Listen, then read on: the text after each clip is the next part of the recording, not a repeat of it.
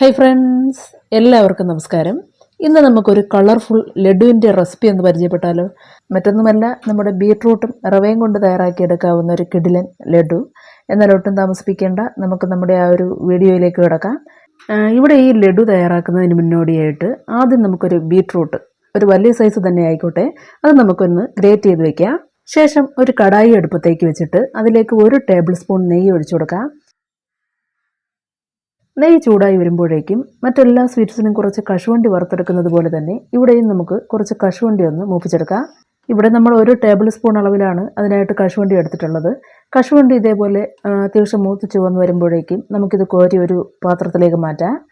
അടുത്തതായി ഇതേ നെയ്യിലേക്ക് തന്നെ 200 ml കപ്പിൽ 1 കപ്പ് അളവിൽ റവ ഇട്ട് കൊടുക്കാം. റവ ഇട്ട് കൊടുത്തതിന് ശേഷം 2 മിനിറ്റ് അല്ലെങ്കിൽ റവ മൂത്ത് ചെറിയൊരു മണം വന്ന് തുടങ്ങുന്നത് വരെ തീ മീഡിയം ഫ്ലെയിമിൽ വെച്ച് തുടരെ ഇളക്കി നമുക്കിതൊന്ന് റോസ്റ്റ് ചെയ്തെടുക്കാം.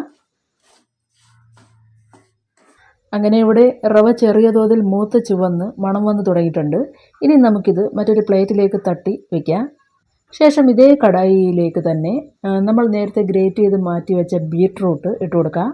ഒപ്പം തന്നെ 1/4 ടീസ്പൂണിൽ താഴെ ഉപ്പ്, അല്ലെങ്കിൽ ഒരു 3-4 നുള്ളു ഉപ്പ് കൂടി ഇട്ട് കൊടുക്കാം. ഒടുവിലായിട്ട് ഇതിലേക്ക് കുറച്ച് വെള്ളവും കൂടി ഒഴിച്ച് നമുക്കിത് നല്ലതുപോലെ ഒന്ന് മിക്സ് ചെയ്ത് കൊടുക്കാം. ഇങ്ങനെ ഒരു 10 സെക്കൻഡ് നന്നായിട്ട് മിക്സ് ചെയ്ത് വെച്ചതിന് ശേഷം പാത്രം അടച്ച് തീ ലോ ഫ്ലെയിമിലേക്ക് മാറ്റി ഒരു 10 മിനിറ്റോളം നമുക്ക് ഈ ബീട്രൂട്ട് നല്ലതുപോലെ ഒന്ന് വേവിച്ചെടുക്കാം. അങ്ങനെ ഇവിടെ ബീട്രൂട്ട് നന്നായിട്ട് തന്നെ വെന്ത് കിട്ടിയിട്ടുണ്ട്. ഇനി ഇതിലേക്ക് മധുരത്തിനാവശ്യമായ കുറച്ച് പഞ്ചസാര ചേർത്ത് കൊടുക്കാം. 8 ടേബിൾ സ്പൂൺ പഞ്ചസാരയാണ് നമ്മളിവിടെ ചേർത്ത് കൊടുക്കുന്നത്.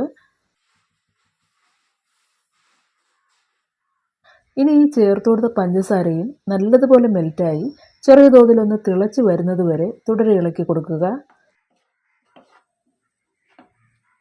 പഞ്ചസാര മുഴുവനായും ഇതുപോലെ അലിഞ്ഞ് തിളച്ച് തുടങ്ങുമ്പോഴേക്കും ഇതിലേക്ക് നമുക്ക് മറ്റ് ചേരുവയായ ഏലക്കപ്പൊടി 1/4 ടീസ്പൂൺ അളവിൽ ചേർത്ത് കൊടുക്കാം. ഒപ്പം തന്നെ 1 ടേബിൾ സ്പൂൺ നെയ്യ് കൂടി ചേർത്ത് ഇളക്കി തുടങ്ങാം.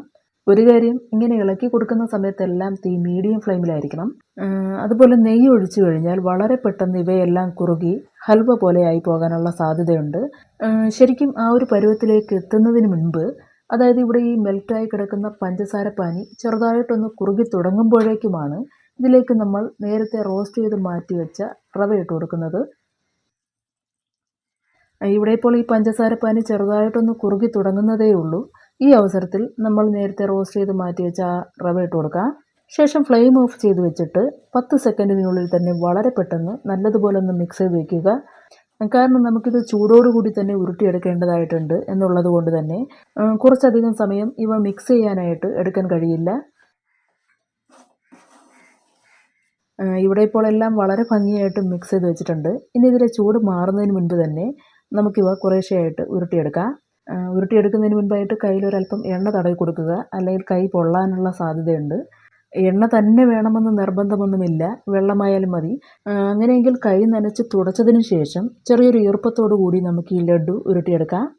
ഒടുവിലായിട്ട് ഇതിലേക്ക് ഈ കാണുന്നത് പോലെ നമ്മൾ നേരത്തെ റോസ്റ്റ് ചെയ്ത് വെച്ച കശുവണ്ടി കൂടി വെച്ച് നല്ലതുപോലെ ഒന്ന് ഉരുട്ടിയെടുത്തു കഴിഞ്ഞാൽ നമ്മുടെ വളരെ ടേസ്റ്റി ആയിട്ടുള്ള ബീട്രൂട്ട് റവ ലഡു റെഡിയായി.